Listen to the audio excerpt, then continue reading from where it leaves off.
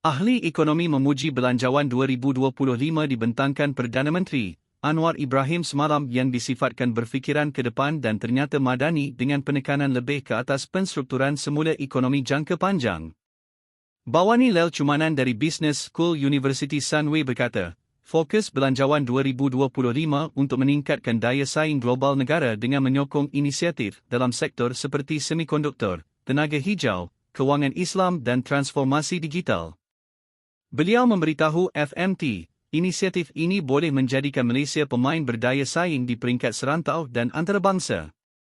Satu daripada 7 penanda rasa ditetapkan kerajaan di bawah rangka kerja ekonomi madani ialah menjadikan Malaysia 12 negara teratas dalam indeks saingan global pada dekad seterusnya.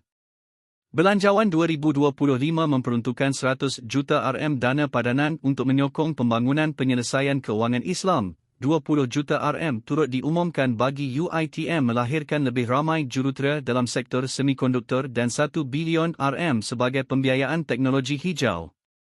Khazanah Nasional BHD akan memperuntukkan 1 bilion RM untuk menerajui pelaburan menyokong industri semikonduktor tempatan. Bawani berkata, sumber penting sedang disalurkan ke arah otomasi, kecerdasan buatan, AI, dan pembelajaran mesin untuk memacu produktiviti serta pertumbuhan mampan. Sektor digital dan inovasi akan mendapat manfaat daripada penambahbaikan ekosistem, menarik pelaburan asing dan domestik dalam industri bernilai tinggi. Usaha ini penting untuk transformasi perindustrian Malaysia dan daya tahan ekonomi, di samping mengurangkan kebergantungan kepada buruh asing. Belanjawan 2025 turut memperuntukkan 10 juta RM kepada Pejabat Kecerdasan Buatan Kebangsaan untuk meningkatkan penggunaan AI dengan memupuk kerjasama antara ahli akademik dan industri. Pendidikan berkaitan AI juga akan diperluaskan ke semua universiti penyelidikan dengan peruntukan 50 juta RM. Tetapi, Bawani mendapati belanjawan itu kurang campur tangan disasarkan untuk populasi semakin meningkat yang tidak mendapat pendidikan, pekerjaan atau latihan. Tanpa dasar khusus, seperti kaunseling kerjaya, program latihan vokasional dan skim pekerjaan berinsentif, mereka berisiko terpinggir daripada inisiatif lebih luas untuk memupuk inovasi serta pekerjaan.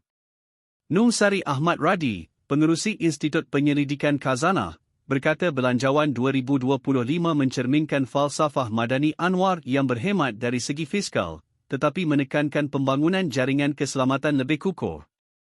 Menurutnya, ia juga berpandangan ke depan dalam memberi penekanan kepada industri masa depan dan bertekad menjadikan Malaysia bukan ekonomi kos rendah. Saya setuju transformasi ekonomi memerlukan penetapan semula harga input dan sementara pengurangan subsidi akan menyaksikan beberapa harga input diselaraskan ke atas, gaji turut diselaraskan, katanya merujuk kenaikan gaji minimum daripada 1,500 RM kepada 1,700 RM sebulan mulai 1 Februari. Beliau menyifatkan tambahan 3 bilion RM untuk inisiatif bantuan tunai rahmah langkah positif kerana pemindahan langsung sedemikian sampai kepada penerima disasarkan. Inisiatif itu diperuntukkan 13 bilion RM yang dijangka memanfaatkan 60% populasi dewasa.